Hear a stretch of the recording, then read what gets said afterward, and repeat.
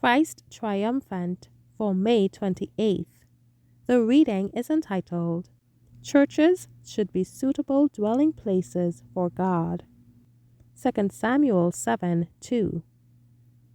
The king, David, said unto Nathan the prophet, See now, I dwell in an house of cedar, but the ark of God dwelleth within curtains.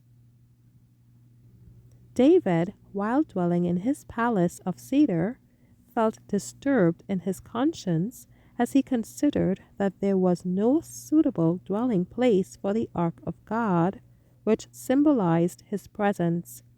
It still rested in the tabernacle which had been constructed in the wilderness and borne all the way from Horeb to Jerusalem in a pilgrimage of nearly 40 years. And now the nation had ended her pilgrimage and obtained a permanent location. David looked around him upon the costly buildings of cedar, the homes of the inhabitants settled in the goodly land of Canaan, and conceived the idea that a temple should be built, more worthy of the residence of God. The site of the building was indicated, and the most complete instructions were given, and Solomon entered upon the great work. The people that built the temple were many, and the house that they built was large and grand, and the Lord God of heaven honored them because they had built him a sanctuary where they could meet to worship him. Those that worshipped him sincerely had his blessing. The first tabernacle, built according to God's directions, was indeed blessed of him.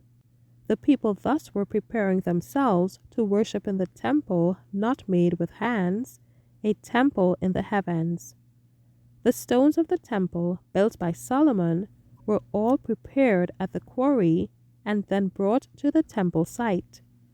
They came together without the sound of axe or hammer. The timbers were also fitted in the forest. The furniture was likewise brought to this house or prepared for use. Even so, the mighty cleaver of truth has taken out a people from the quarry of the world and is fitting this people, who profess to be the children of God, for a place in his heavenly temple. We want the cleaver of truth to do its work for us. We are here as probationers, and we must pass under the hand of God. All rough edges and rough surfaces must be removed, and we must be stones fitted for the building. We are brought into church capacity with defects of character, but we must not retain them. We must be fitted and squared for the building. We must be laborers together with God, for we are God's husbandry. We are God's building. In view of this, we must see that the temple is not defiled with sin. We should be lively stones, not dead ones, but live ones that will reflect the image of Christ.